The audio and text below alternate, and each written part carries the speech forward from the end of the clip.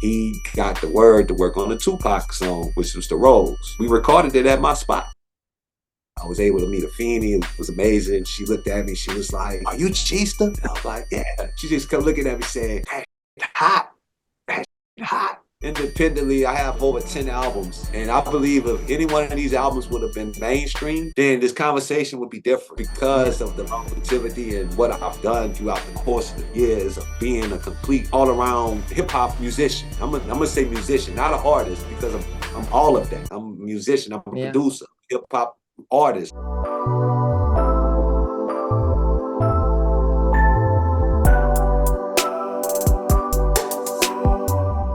Are you a music artist trying to find a way to get your music on as many streaming platforms as possible?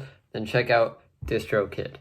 DistroKid is a super user-friendly and super easy-to-use service that will make your music available in stores like Spotify, Apple Music, iTunes, Amazon Music, YouTube, Snapchat, everything. Everything you could imagine, it's available. People will even be able to add your songs into their Instagram stories.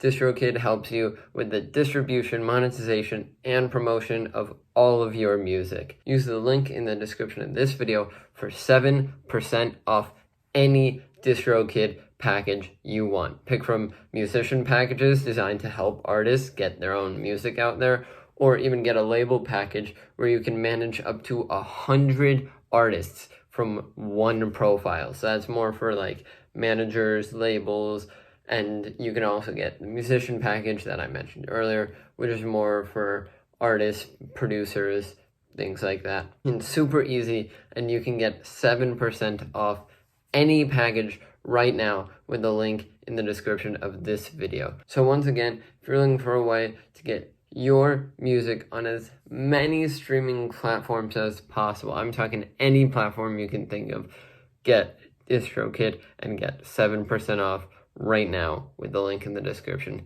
Back to the program. My guest today has worked with music powerhouses like Swiss Beats, Bone Thugs and Harmony, and Afeni Shakur. He survived Hurricane Katrina and has been an important part of the rap music scene for decades. Please welcome Gista to the podcast. How are you doing today? Thank you. Thank you for having me. Thanks a lot, man. I am good. Yeah, thanks so much for coming on. I mean, even in just like the little bit of research I was doing to get ready for this, your career seems like you've done so much. You've been in the game for so long, but going way back to the very start, what was sort of your first experience with music like, or what made you find a passion for it? Well, first of all, I got to give a big part of that to my uncle, Carl Marshall. Shout out to Carl Marshall. He's been my mentor, coming in as a kid. I was introduced to this thing as a kid, man. Remember, he used to come around and he had a little Yamaha beat machine at the time, and he used to always put it down. He always find me messing with it, fiddling around with it. To one, he never tried to keep me away from it. He was like, "Hey, you like that, huh?" And he gave it to me one day as a kid, and then maybe 2 3 years later, I got a little older, maybe about at that time, like 11 years old. He opened up a recording studio in New Orleans at the time. It became one of the cornerstones for all the musicians that was inspiring to be make records or cut records at this time. But my uncle having a reputation in the music business, from the early '70s and stuff like that. A lot of people knew of him, and it started out as a summer job. You know what I'm saying? It started out as a summer job, and I was really hustling to buy a Super Nintendo at this time as a kid. I was a kid, and I always was inspired by rap. Always loved rap music as a little kid. My sister put me on. You know, and it just trickled down to me starting to learn the equipment and learning what I was doing.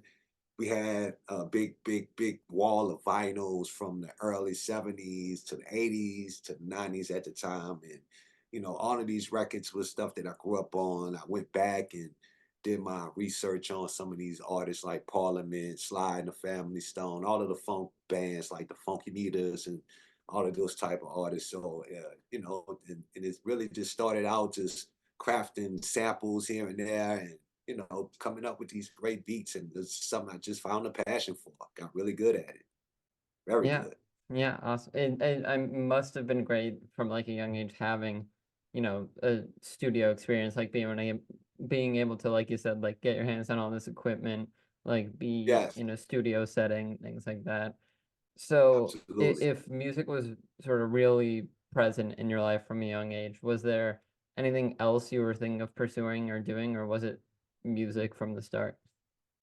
I think I would have probably became a sports, in the sports. I played a lot of sports growing up, football, basketball. I had a passion for boxing. I used to study boxers and stuff like that. So maybe I could have been a great boxer one day. I don't know.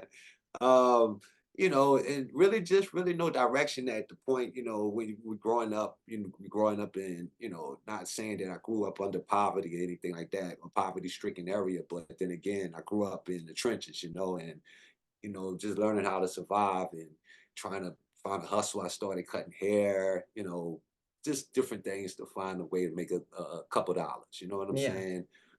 music music is became a primary thing because I was even making money as a kid recording guys that was like me, that wanted to be inspired to rap. I would make their beats and record them and charge them $100, $200 at 16 years old and Yeah. stuff You like that. you were in a more like producer role. Yeah, because I am a producer. You know what I mean? Yeah. The whole thing about me is I'm a producer first. I always want to cater that Okay. first because my studio night right now is a production studio. I got two keyboards, three beat machines here. I'm a producer. So, Yeah.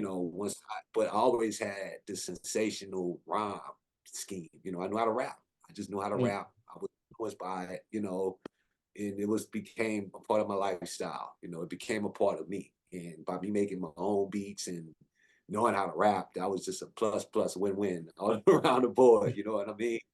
So it was Yeah. good. Awesome. And so finding like the talent, being able to rap, was that something that just came naturally to you, or was it because you were around rappers and musicians all the time and learning from that? I think it came natural. It was because I was a kid trying to rap before the studio. Hmm.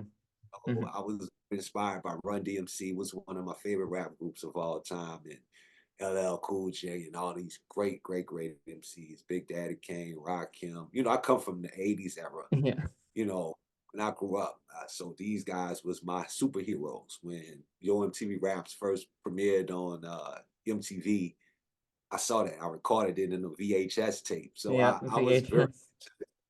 yeah, man, I was very much into it. Hey, if you're like me and you're interested in the YouTube or creator space, you should check out The Published Press. The Published Press is a completely free newsletter founded by YouTubers Colin and Samir. They host their own podcast talking to some of YouTube's largest creators. They've edited some of the best content I've seen on YouTube, and now they're sharing their knowledge about the YouTube space with you for free. The Published Press comes out 3 times a week, every Monday, Wednesday, and Friday, with everything going on with your favorite creators and platforms. And like I said, it's completely free. Just enter your email address to receive the Published Press whenever it comes out, and that's it. So, what are you waiting for? Click the link in the description below, sign up to the Published Press, and get all the info you need on the industry. When you started really pursuing music producer, like when you start to release original stuff, you Mhm. come up with the name Gista. How did that come up? How did you figure it out? Were there other names that you tried before? What can you tell us about the name? Nah, and actually, Gista came from my neighborhood. Uh, Once again, I was the neighborhood producer at the time. I was the one making the beats. I was good Yeah. at it. They love my neighborhood even to this day. Everybody, they look at me like I blew up and, very inspired by my talents and what I've done through the course of the decades, as they see me grow up as a little kid doing this, they was just like make gangster beats, gangster, it was just hard. So I took on to the name and not because I'm a gangster individual. Of course, I got a side of me that is Yeah. pretty gangster, a revolutionary or whatever. But I used it for greatness. Gista don't just have to stand for gangster; it can stand for greatness, God. A God. Generous. All of these other great, magnificent G's that you got out there that you could refer to. But I just took on the name and created this guy, and this guy is a very, very realistic person. Gista is a very, very realistic person. Because I always think it's an alter ego, and then there's Sean. You know what I'm saying? Yeah. Myself. Yeah. So, he's the artist, he's the producer, he's the renegade, he's the revolutionary, he's the freedom fighter, in honor of MLK Day, Um, he's the MC, he's the cool guy, he's the suave guy, he's the ladies man, he's all of that, Yeah. and that's Gista, but he's also authentic. He's street, he's urban, he's if you want to get gutter, you can get gutter.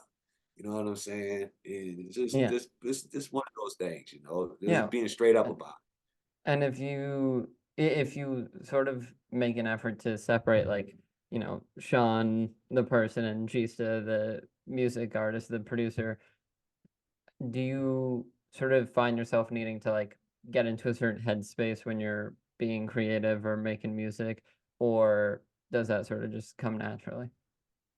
it. Good question. Because I'm in that place right now. That's why it's just such a profound question. I'm in an album mode right now, and I got all this time, to kind of understand what I'm trying to do. I'm like, my video took off in the classic status. We did something very special for the hip hop 50th anniversary going out of 2023. The response was crazy. We went crazy with the numbers.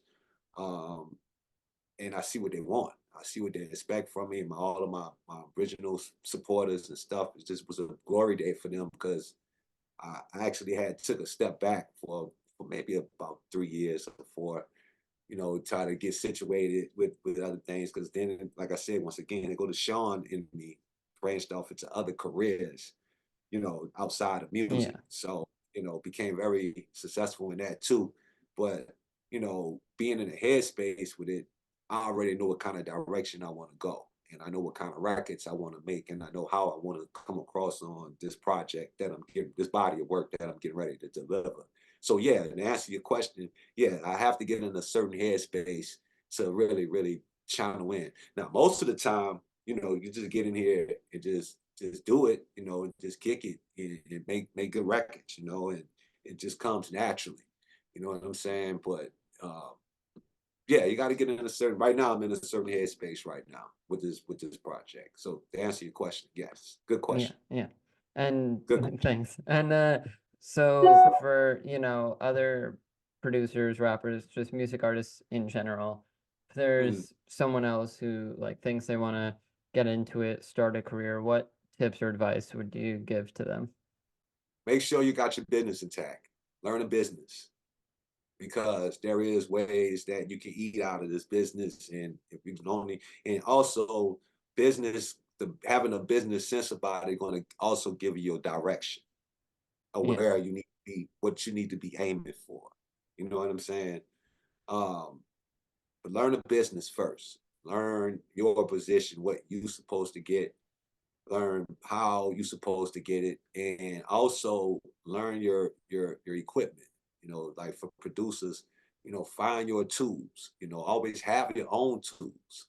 um Make sure you get acquainted with what the stuff that you create with, and the ins and out of it, and do your Yeah. research, because they got YouTube out here and all of these different resources, that and these different platforms that you can get this information from, and it makes you a makes you a great, because they got way more out here now than when I Oh, started. yeah. You know what I'm Oh, saying? yeah. I started in the early '90s, so we was hands on. We had reel to reel tapes and modules and racks and stuff like that. But now it's all computerized. I watched the elevation of computers coming into the studio. You know, Yeah. I was a part of that. As a Yeah, kid, as that I'm young. sure you have an interesting view on that. What was that like as your career goes on and progresses, like the music industry as a whole is almost like evolving and growing. So like God, you start where you're, recording on VHS tapes, and right, now like you got LED lights in the studio, you're producing everything on a computer. What was that, seeing that transformation firsthand, like? man. Let me tell you. So it was exciting at the beginning because computer. We always like But I'm gonna tell you this too. Computers makes it a little bit more easier to digest. Let me use that word. Yeah. But but the way that I grew up and the way that I know the sound, uh, the older way is much feels much better. I'm a person of feeling. It it So it it's something that you feel like this is how you learn to do it. So it just comes that's what you know how to do, and the computers feel like you're needing to learn that's or one catch thing. up. That's one thing because the computers made it easier to like for us editing and stuff and like instead on a reel to reel we would have to punch it in if you had to do it over. But on editing you could go in there and you could clean it up and you could chop it and you could put it to how you really wanted to Yeah. put it. But from the old school, you have to punch in and get that right or play that over, play the whole drum track over, whatever. But today in a computerized era, it makes it much easier, much easier. It is so easy. You know what I mean? But I'm more keen on sound. So the digital sound, there's nothing wrong with the digital sound right now, but like the stuff that I have is digital, but you still would kind of consider it, analog because it's 24-bit.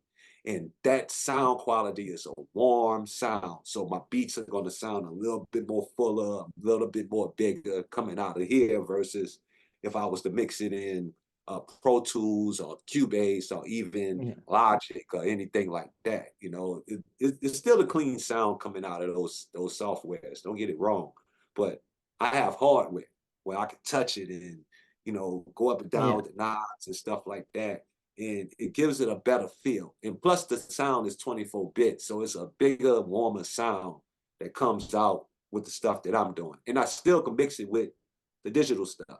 You know what I'm Yeah. saying? So Yeah. it's really good. Yeah, you have both sides of it. Like if you Yes, I want have both a sides of digital it. sound, if you want, Logic, then you can do that, but you Absolutely. tend to go with the 24. Nice. And Yeah, yeah. Because at the end of the day, when you master things down and you get it mastered, and now I'm getting really technical in the studios, just the producer that you're talking to now. So when you yeah, really I love it. master it and you get it mastered and stuff, you're gonna hear all the other things. It's gonna be mixed technically, it's gonna be mixed digitally, like, with the digital sound and stuff like that. So you're still gonna get a best of both worlds all in one project, which is gonna make it gigantic. I'm trying to make records that's gonna sound this big, 20 feet tall. Cause when people don't really know like the difference in breaking these records, they just know a good beat and good hook and good lyrics and whatever, Yeah, good melody, which is great, right? But in a musician's mind, we listening for something different. We listening for the sound, how yeah, that kicks, how hard is that snare snap in there? Where's the hi-hats at? Where's the melody with the bass? Because I would have said I would have panned the keys to the right a little bit and panned the hi-hats to the left and just to make the stuff sound just completely wide. It's a whole yeah, different type of, you know, thing you're listening for when you in production. So that's I'm keen on that, on the sound more than yeah, anything. yeah. Yes. Awesome. And so you go through your career and eventually you have a hand in helping make Tupac's The Rose too. What was your involvement like for that, or what was that moment like for you in general, like working on such a big name project? Right. It was a blessing, man. Things happen really, really fast. Shout out to Bone Thugs and Harmony because I had lived right across the road in Atlanta, Georgia. I moved to Atlanta in '03 from New Orleans and stayed there from '03 to '07. Of course, we know Hurricane Katrina hit right in '05, right in between. Yeah, So I lived across the street from the Performing Arts Center, the Maru Shakur Performing Arts Center, where Afeni Shakur was hands-on with the center at the time, along with Aunt Gloria. Shout out to Aunt Gloria. Um, I went over there one day and just was like, yo, hey, I'm such and such. And, I stay right over here. If you guys, I got a studio over here, because I had a studio in my apartment at the time yeah. in Atlanta in the Stone Mountain to be exact. And, I was like, if you guys need anything, I just wanted to contribute to Just to make the become the introduction, whole, make a connection, yeah, make and yeah, also by me being a Tupac Shakur fan the way I was, I just wanted to contribute to his legacy, in a way where I could say, I did that. Pac would have been very pleased if he would have knew me personally, if he known I did this, and Yeah. of course things line up, his family they reached out to me. I'm really, even to this day, shout out to Bill Bang, which is Tupac's older cousin. He's on a lot of different platforms right now doing interviews. Mala, Kenny Black, Astro was a good friend of mine. Just the whole family. They all reached out and came by and we just worked together. I started working with the Outlaws, you know, Layzie Bone we was already connected prior to me moving to Atlanta. So when I moved to Atlanta, found out he was in Atlanta, we started running together a lot, back and forth to each other cribs, Layzie had a big mansion out there at the time with a studio in his bottom of his basement. So but I had my studio at my apartment. So, but he would like to get out and come to my spot and record Yeah. sometime to get away from the house. So we kind of had the brotherly thing going on. And then he got the word to work on the Tupac song, which was The Rose. And we recorded it at my spot. We Awesome. recorded at the spot. Um, and what's crazy about that, that kind of locked me in between between the Bone Thugs and the Tupac movement and the outlaw movement because they ended up, they Lazy had a relationship with them already through his management, Steve Lobel. Shout out to Steve Lobel. And they was already working. I think Steve worked with Pac when Pac was alive at the time. And the connection was there. I was Yeah. pretty much under the umbrella of some OGs at the time. And I got my opportunity. They gave me the credit. They put me on there. Then when I met Afeni, when it came out, they had an opening, a ribbon cutting at the center. I think at the time the center wasn't open until this album came out. And when the album came out, it had the ribbon cut, and I was there. I was able to meet Afeni. It was amazing. She looked at me. She was like, "Are you Chista?" And I was like, "Yeah." And she was like, she just kept looking at me saying, "That shit hot. That shit hot." And she was like, "How you doing?" And she was just so gracious. And she was like, she heard about the Katrina at the time. Katrina had happened, and she Yeah. saw I was from New Orleans, and she was like, "Is your family okay? Let me know if you need anything." And she would just show me love. We took a few shots, a few photos at the time. Social media wasn't around at the moment. Yeah. You know what Yeah. I mean? The pictures were So truly just like for you to have and like yeah, look back on yeah, and pretty enjoy. much. Yeah, but I wound up screenshotting and putting it on social media years later. She signed the CD. She's autographed the CD for me. I asked her for that personally, and I still got it to this day, man. And then another time, one of my homeboys in Atlanta, Marcus, shout out to Marcus, man. He was her messenger. So he came by and he was always come by my crib because he was one of them guys that responded to me when I went to the center and was like, "Hey, yo," he was really cool. Became one of my close partners, and he used to work with her. He was her messenger. And so one day he called me. He was like, "Hey, man, you won't believe who I'm sitting next to." And he put her on the phone, and she remembered me. She's like, "Hey, G, how you doing?" And the only thing she said, "I'm gonna send something to you. I got something for you. I'm gonna send something to you." I'm like, "Okay, okay." And next thing you know, man, Marcus come back. He come over to my crib like 20 minutes later, and he bring me some good bud, some weed. And I'm like, man, this weed from Feeney Shakur. And I'm like, oh snap, But God bless her, man. She was so Yeah. gracious, man. She was so gracious. Good people, man.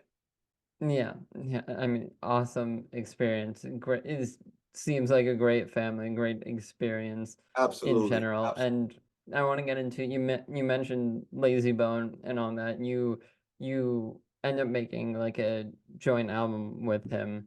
We Yes, work in. What was the experience like to sort of get like the validation or like the belief in someone who also had like a big name in the music space? it was easy. Cause me and him click clack. I was already the G star before I met them. You know what I'm Hmm. saying? I was Yeah. already in New Orleans, known in my city.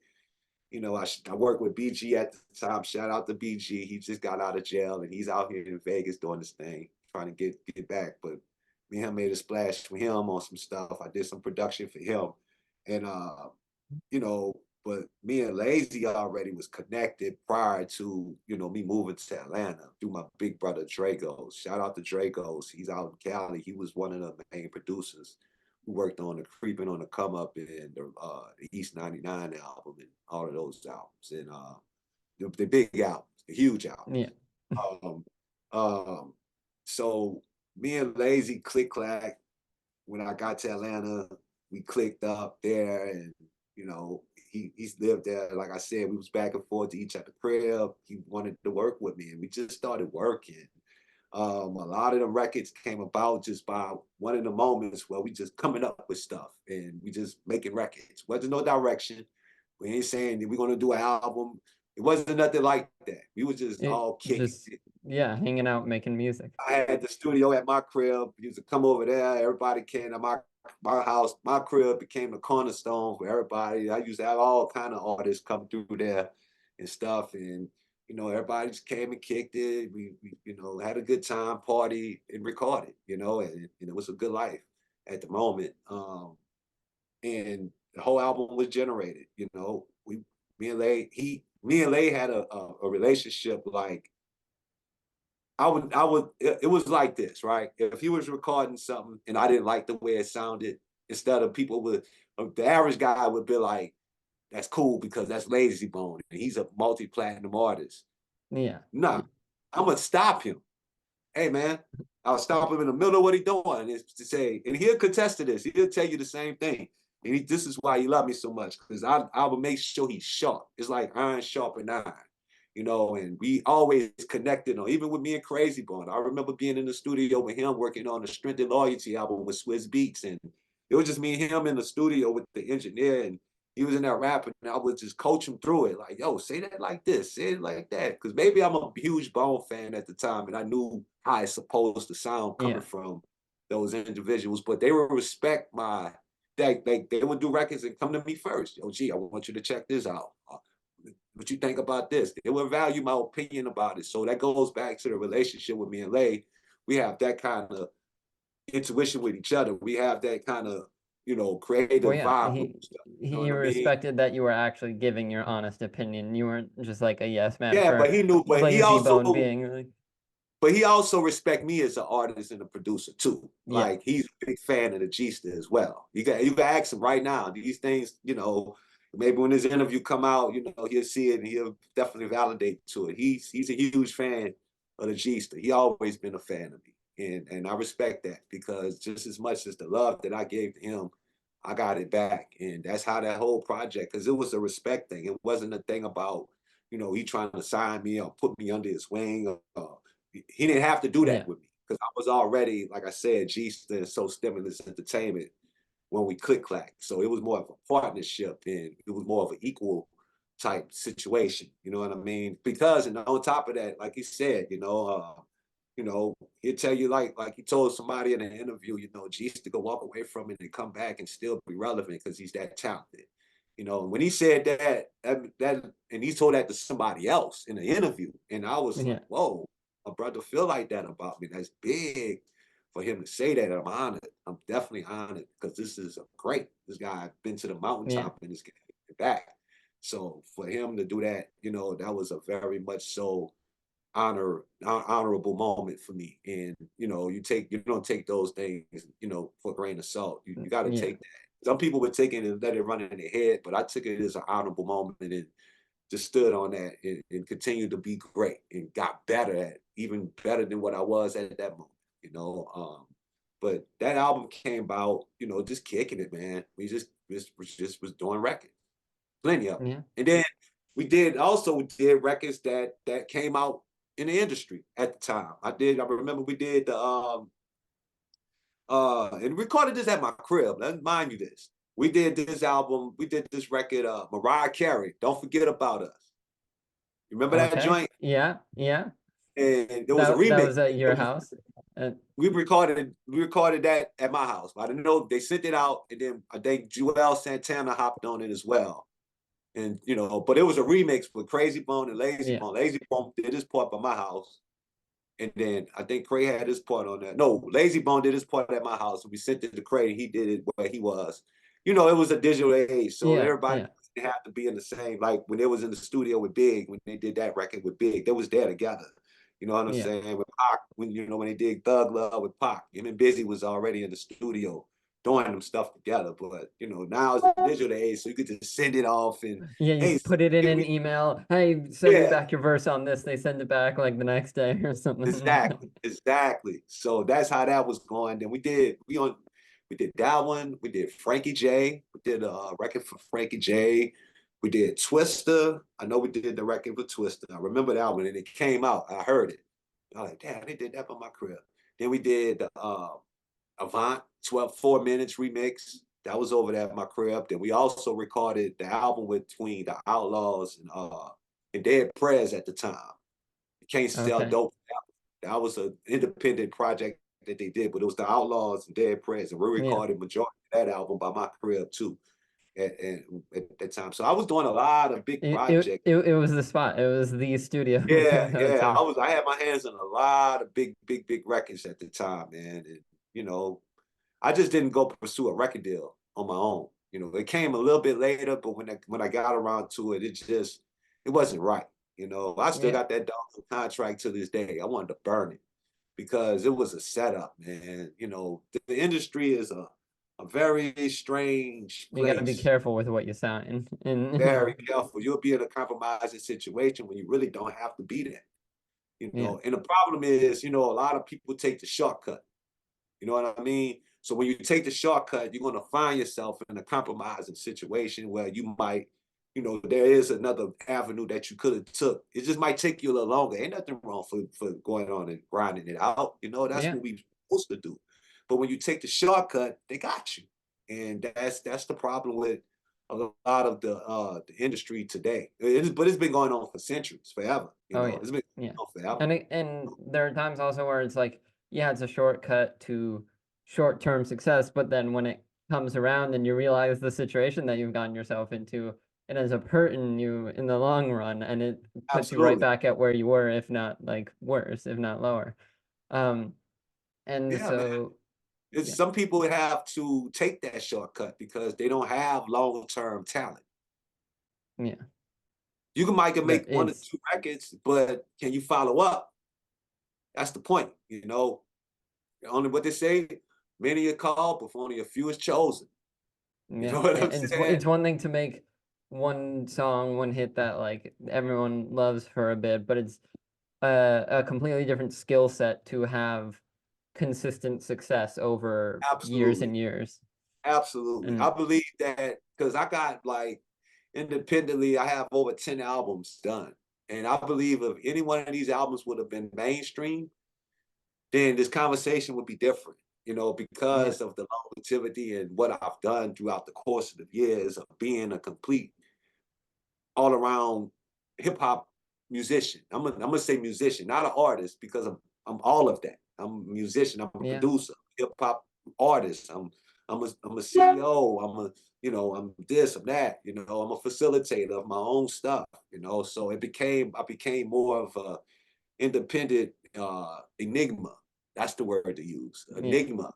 And Um, it's the albums themselves would probably be different from like the record label having a say or having some control over the project rather than it truly just being like you and whoever else is involved without the pressure of you know absolutely. mm, That's the pleasure in it, people up man. in the record label.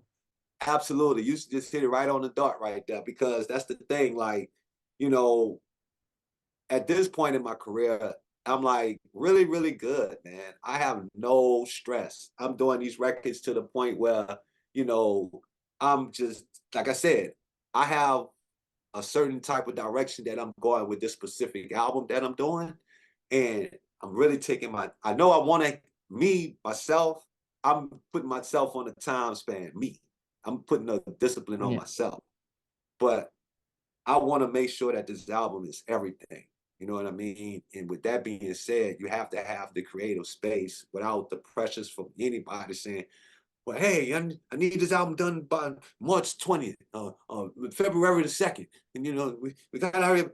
Oh, no, because it's Yeah. gonna come out when it's ready to come Let out of me. let the process happen, and it will end up Absolutely. being ready and be better. And it's funny that like they're putting these deadlines on, or they'll like give the label's opinion on an album, and it ends up being proven like completely wrong. Like I remember Exactly. a while back I was watching a documentary about um Billie Eilish, and it wasn't about any one particular like album, but just like a couple years of her life. And when she came out with like her debut album, like the big one that went on the Grammys, the one that had Bad Guy on it, she Mhm. they were like they were showing footage from talking to the label people, um, and they go back to the house, and her brother was like, "Yeah, so the label says that they don't hear a hit record on this song. Like they don't hear any hit songs on here." And then lo and behold, they release it, and it becomes like one of the biggest albums of the year, like it crushes at the Grammys, things like that. And it's Wow. like it's really, when you just let the artist do their thing, that's probably gonna end up being better than the label trying to get Absolutely. involved. Absolutely, And because they know what they're looking for. The artists already know like what direction. Like I'm saying, like I'm telling you now, I know what direction I want to go with this. And nobody can tell me what I'm hearing. yeah. But I guarantee you when I put it out there, I guess the biggest fight is to put out what you want to put out there, man. Yeah. And what's coming out of your brain and what's coming out of your creative process, and putting it out there, you gotta do what you gotta do, man, to fight for that right. I guess that's what we fight for, as especially like with dealing with labels and stuff like that. Because the biggest thing is to fight for what we create, because Yeah. they think it from a dollar bill point of view, but you're thinking from it for this is what the people need. You're doing it in terms of creativity, what comes naturally to you, things like that, and they're looking for a formula. They're looking for something that will, Exactly. by Exactly. some weird stat, like go well commercially and make them money. And Exactly. They looking at it like, what's going to make me $1 right now? What's if this record is that good, if somebody had to choose whether to buy a sandwich or buy this record, what would they buy this record in that situation? That's what they're looking for. And if and they ain't saying they going to buy that record before I go buy me a Big Mac or whatever from give me a sandwich, and they don't feel like it's good enough. And that's not necessarily true. That's not necessarily true, yeah. because music grows on people. All music grows on everybody different.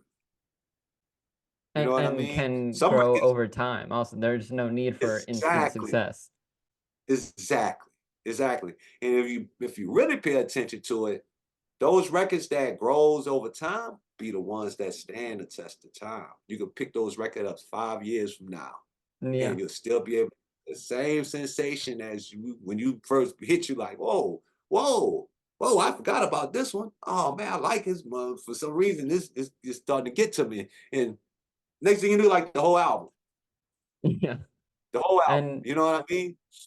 yeah, yeah. So you go forward a bit in your career. 2015, you come out with "Don't Shoot the Messenger" with DJ Blacknificent. To and the album as a whole is talking about like all these important social issues of the time. What does it mean to you that you got this opportunity to just make an album of like what you wanted to put out, like things important to you, rather than just like, making like a commercial hit? That album was a powerful album. That's probably one of my personal favorite albums I ever did.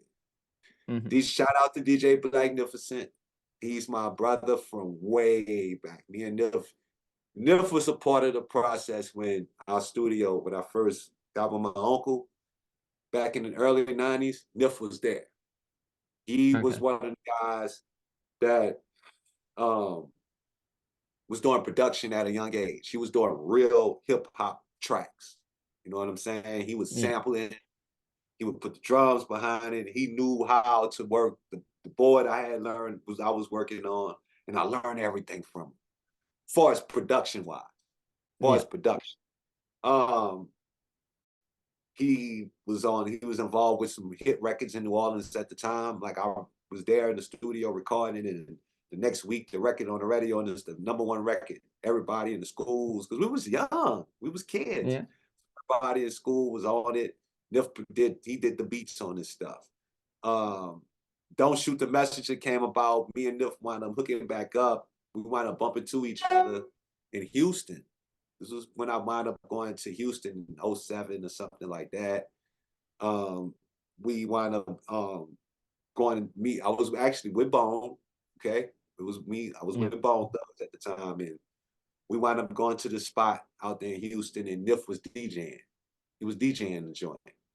And next thing you know, we see each other and oh man, blah, blah, blah, and it's just, reuniting, and he seen me with them guys and he knew I was in the right, in the right place with my career at the time. If I'm running in a spot with Bone, and then I introduce him to them. And so it was crazy. But later on, we didn't jump on it right then and there. We waited a few years before we actually got together on the music side. And, I was moving around, I was doing these records, and we hooked up, we talked, and, we talked about doing these, well, actually, I asked him to send me a track, right?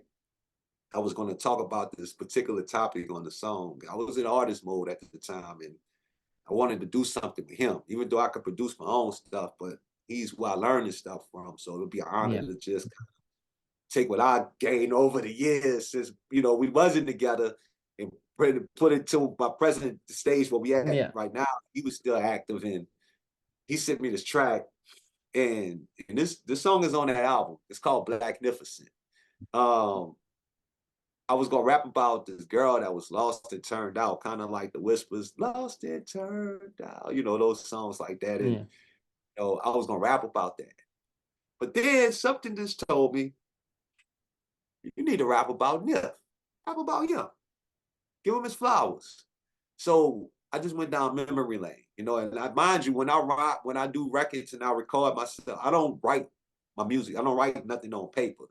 I just get in front of the mic and rap. Okay. You know what I mean? Whatever flow, however it come out, I'm able to do that because I mastered my craft. So if I'm, I'm rapping like that, I could do that easy. I rap the album we working. I rap that like that with Layzie. That was one thing. He was like, man, you don't write no rhymes or nothing, and you still keep up. Like, yeah, it ain't nothing but a thing to me, right? But going back to the subject at hand, me and Nif, I went down memory lane, recorded this record, and I sent it to him. And he was speechless. I really gave him his flowers while he could hear it. And I don't think nobody ever thought about him like that. But he was a part of a movement in New Orleans, the Psycho Ward. Shout out to everybody from Psycho Ward. It was like our Wu-Tang. Everybody in that crew was dope. You know what I mean? Yeah. And it was hip hop. It was underground. They ran the underground hip hop scene in New Orleans. So, he was a part of that. He was a big part of that. Shout out to Raj Smooth. But Nif, we put that album together, man. He sent me a few tracks. I remember I was in New Orleans and I was on the road and I played them, and once again, I got into artist mode. I found my direction. When I got back to the crib in Houston, I recorded it by my uncle at the time, and I did like 3 records in one night, and I sent them to all 3 of them, and there was flabbergasted. They was like, whoa, you just started. So then they were good records. Oh man, it was powerful. It was powerful, all 3 of them. And I felt the same way because, you got to understand my recording process and how I lay it down and how it comes about. I don't write this stuff down. So when I'm able to just sit there and listen to the beat, and the beat tells me what direction to go, that's special, man, because it did that. And it just, we just came up with the whole thing, the Don't Shoot the Messenger thing as we recording it, because the records was coming out like that. You know what I mean? Yeah. There was some dope tracks that he sent over, and we had recorded that. I recorded all of them vocals on that album, like maybe within a month, probably a week, So it depends. I just don't. It just came natural. Like it wasn't long. It Yeah. wasn't long. It wasn't no 2, 3 months. It wasn't even a month. I don't recall. It probably was like 2 weeks tops that I did all of them vocals on that whole album. It was 12 joints, you know. So I just did the records, and then it took a minute before we got to mix them down. The album was done months before we way put it out. We even got Yeah. to mix it down and stuff. So it was good, man. I love that album. I That's love that awesome. album. Yeah. And Yes. so in the past, that song, Blacknificent, you've said that that's your favorite song from that album. Is that still true? That's like I like the probably whole your favorite? album. That's one Yeah. of the standout ones because I know how special it Just the is. meaning behind it. Yeah, I gave him his flowers, and I went down memory lane. I literally like let it out. Like this is how it came out, you know. This is what happened. This is like these things happened, and this is how I grew on. It went from the, I guess that one of the records when you start from a beginning, a plot, and an end. And that was Yeah. one of those real complete songs with a beginning, because I started out down memory lane where it started from, a plot, how I got to this point in the end, where we going. It You know tells a what I mean? story. And how much I appreciate you. You know, this is why this is like this. So it's powerful. Good record. Yeah. Great album. Yeah. Great album. Awesome. And so, your music career obviously is amazing. Like it would take us forever to sit here and go through everything. So, I know, putting a right? pause on the music focused things, living in New Orleans at a time, you go through Hurricane Katrina. What was that experience like for you, or just that time period? Like what how did it affect you? Well, first of all, I moved to Atlanta, Georgia in 2003. Okay. I was in Atlanta, Georgia, stationary, and so all of my studio equipment and all of my personal belongings was in Stone Mountain, Georgia. When Hurricane Katrina hit, this is how I connected to it. Well, first of all, my family was misplaced by it. My mama had 8 feet of water in her house, you know.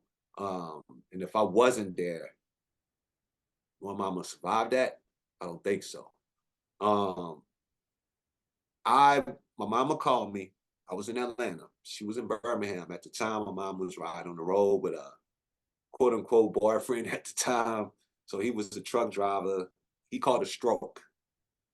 It was this could have been the middle of the week. This could have been a Tuesday on a Wednesday. She called me, was like, hey, because mind you, Atlanta and Birmingham, Alabama is only an hour and a half, 2 hours away from each other.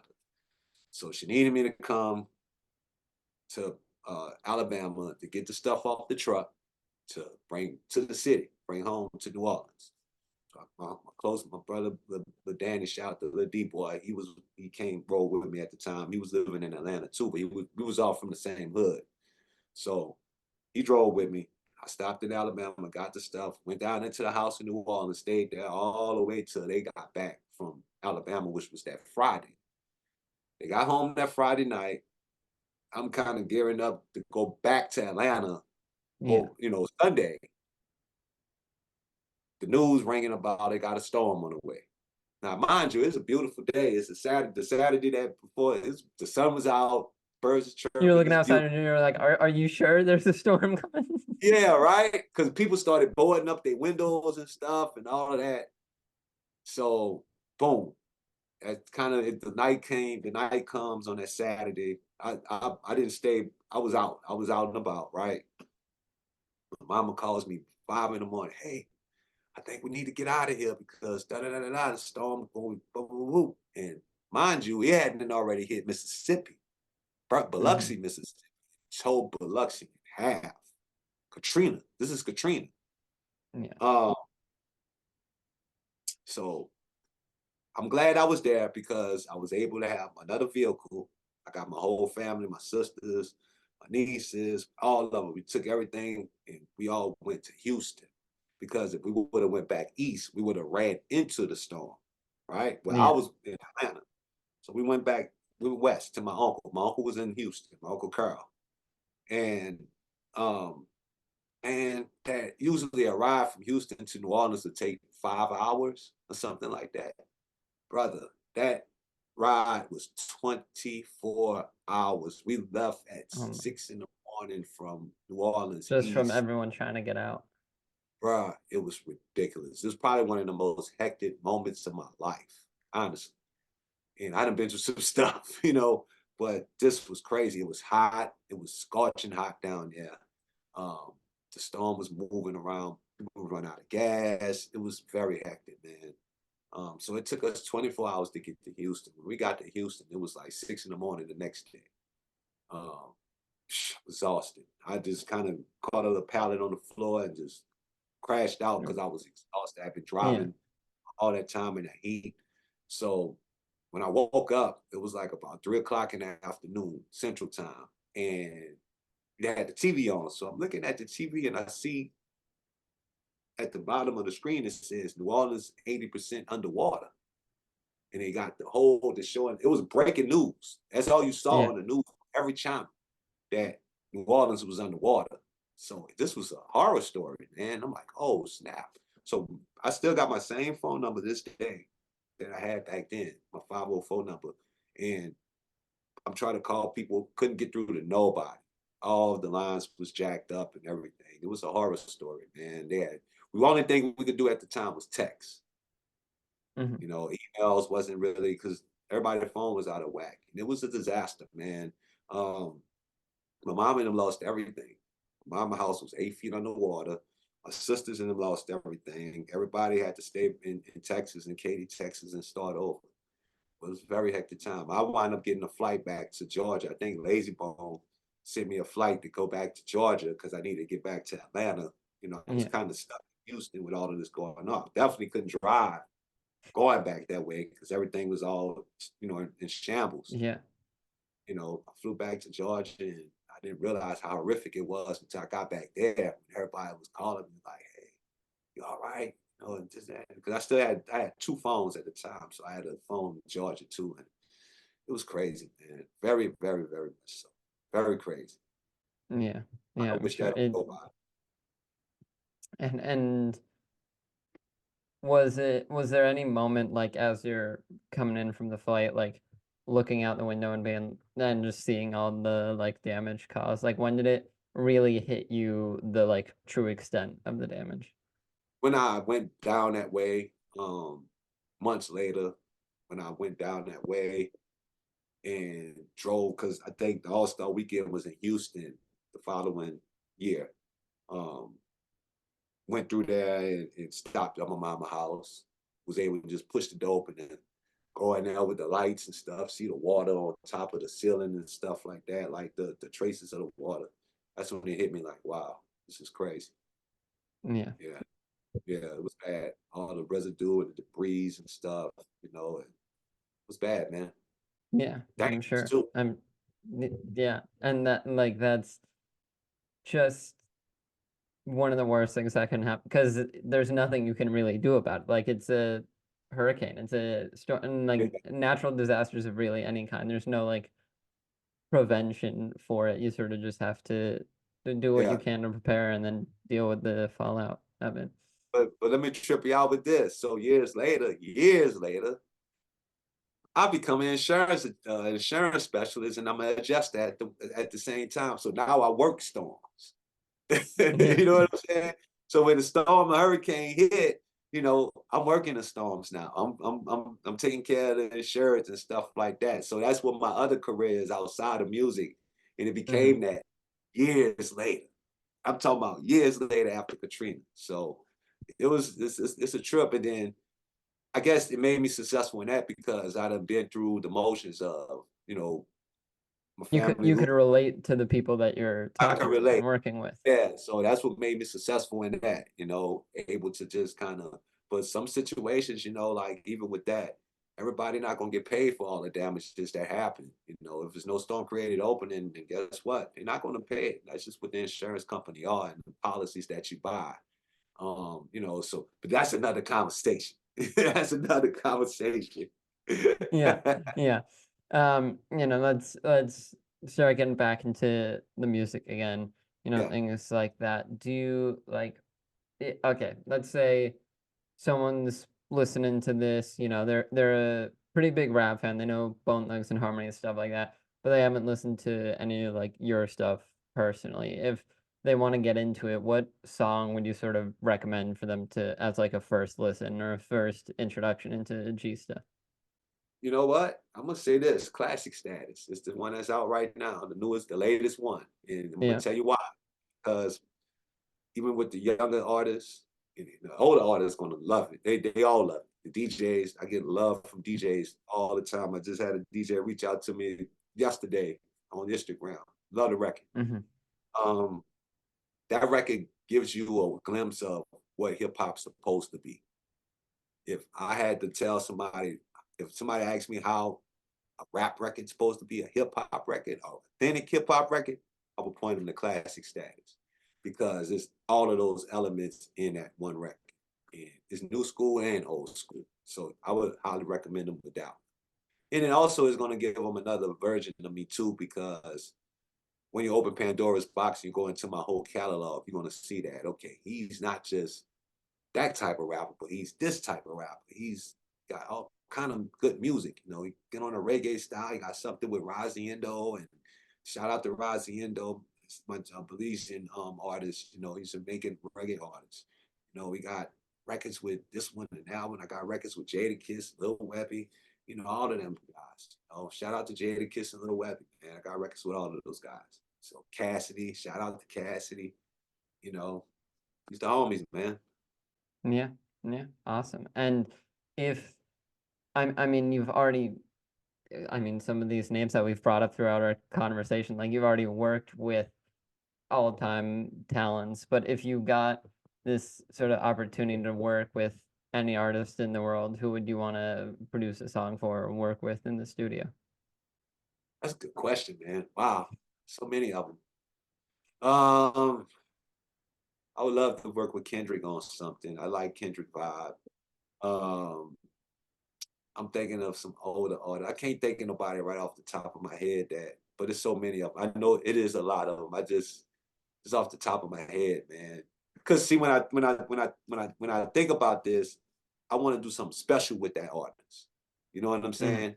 Yeah. And I know that my style would be more compatible with what they're doing. You know what I mean? So like Kendrick is one of them that I could think of off the top of my head that I know for a fact we're definitely, even J. Cole, Big Crit.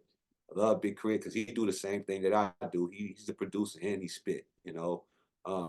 Matter of fact, I want to do an album with Big Crit. I want to do a whole album with him. He's dope. Um, wow, man, there's so many of them, man. I would have loved to work with DMX. I would have Yeah. loved. Yeah.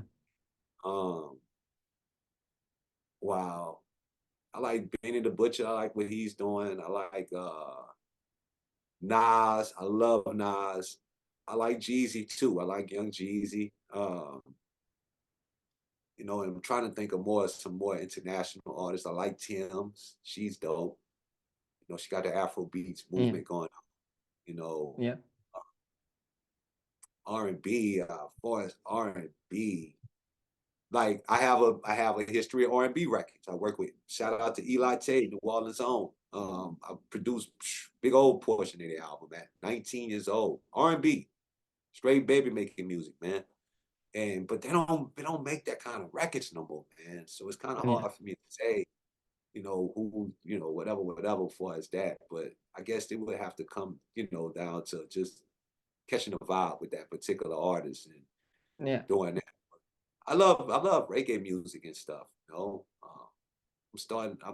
I like bands. I like funk bands. You know, but then you know those are older guys. Those are older musicians. You know, but if I could go back and recreate, I tried to capture that moment on a lot of my production, Yeah. uh, like the live feel and stuff Yeah, like that. recording instruments, needing to produce Yeah, that, like rather than just using like a keyboard and a beat machine, you got like you're in the yeah. studio setting up microphones, things like that. Yeah, because that's the thing. Like that's how I grew up. Like in our studio, I was all around musicians all the Hmm. time. So I could go get Uncle Roy. I could get Uncle Daryl. I could go get Uncle G and play the drums. And hey man, please. And I was around this stuff. Even my Uncle Carl. He was one of the greatest guitarists ever. And Yeah. go with these guys and And shout out to Scarface, Brad Jordan, aka he's my ex-brother-in-law, who's family. But he just did the Tiny Desk thing Yeah, on RG. Tiny Desk concert. Yeah, Phenomenal, phenomenal. And I always knew he was a guitar player. He's a real musician. So by him doing that, that just to showcase the style. He's phenomenal, yeah. amazing. Yes, And so, you know, you got classic status. It's sort of this homage to yes, yeah, it has new school aspects, but it's an homage to like older rap, the yeah. Just years and the definitely, greats that came before you. What's yes. next for you, or what can people expect coming up? I win. It's the next single that's coming out. Actually, shout out to Money Shot Chris. He the one. The LA Create film crew. They the one shot classic status video. We getting ready to shoot the next single. Is called I Win. Hashtag I Win. Very powerful record. Very inspirational. Um, Fire hip hop record. Fire. You got the up tempos, and I'm rapping like Big Daddy Kane on it. I'm giving you once again, I'm going back to the elements of, that real hip hop theory. But that's the next record. I'm very excited about it. Everybody around me excited about this one. Even my guy Butch Bradley, he's a comedian, an international comedian. Shout out to Butch Bradley out here in Vegas. I'm trying to get him to be a part of the video, to do some skits in the video or some Yeah. comic stuff. We got some in store for it, man. And yeah, we getting ready to shoot that. That's the next thing, and then rolling out the album, working on the album. In here, been working in here since the new year started. Then banged out three brand new tracks, and I'm very excited about these. So just trying to roll out the album and finish this album, man. Yeah, I'm looking for a awesome. spring release. I'm looking for more of a spring release for this album. So if I could, once again, they go to timetable on myself. If I can get these records done and mixed by the spring, then I'm doing great. Well, and it's good to have that like self-implemented like a goal rather than a deadline. Like you're Yes, looking at a spring release, but then if it gets closer and it may not happen, you're like, you know what, that's fine. I'll just make it a bit later. Like it's not a hard thing that has to happen. It's just a goal or a guideline that you can set. absolutely, absolutely. You got it, man. You understand the assignment, my dude. Awesome, awesome. Well, I'll definitely keep an eye out for that and keep an eye out for any videos, singles coming out before then. And so the last thing that I sort of want to do before wrapping up is I have this segment that I like to do called Know Your Stuff, where I'm just gonna play quick snippets or like bits of your songs.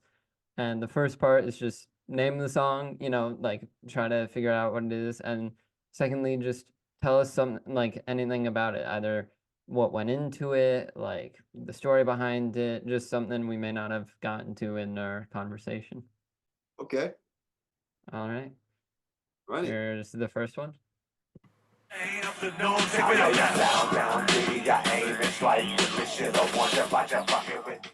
Do you know that one? So that's Don't Shoot the Messenger. That's the intro. Yep. They'll send me that track. He sent me that track first, right? And he was like, just go hard.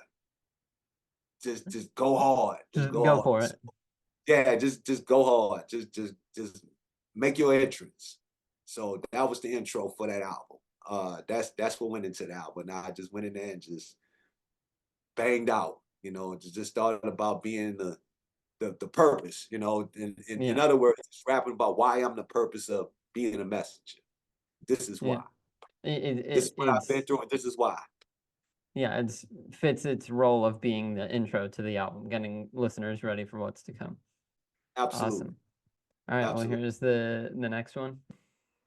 Everybody take a peek. If you're weak, your motherfucking ass lay on the pavement.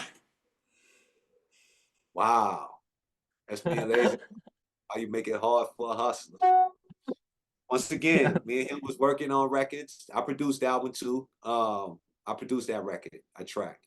Um, we was in the studio, we was at the crib, and we just was banging out. And I think at the time Katrina had just happened. I Okay. think Yeah. they had just happened, so it was a lot of pain and fury from that. If you pay attention to the lyrics in that, I really addressed that. Um, so it was just like, here we is, you know. So why you got to make it hard for me? Yeah. Yeah. Pretty much. Awesome. Thank you so much for coming on, telling us about Hurricane Katrina, your amazing career working with Blacknificent, Shakur's, just everything. Your Ain't no, music, anything else that you do, anything you want to shout out or promote, feel free to do it now. well, I got the website www.sostimulusent.com. You can follow me on social media, Gsta_G. That's on Instagram, Twitter. I got the Facebook music page, Gsta official music page, Um, and just Google me, man. Pretty much, You Google G_STA, and you'll see all of my stuff up there. But definitely sostimulusent.com. It's where that's my house. So you go there and get all the exclusives and everything that's coming. You'll see it all. Yeah. Awesome. Well, I'll leave a link to some of that down below. And thank you so much again for coming on. It's been great. Absolutely, my pleasure, man. Thanks a lot.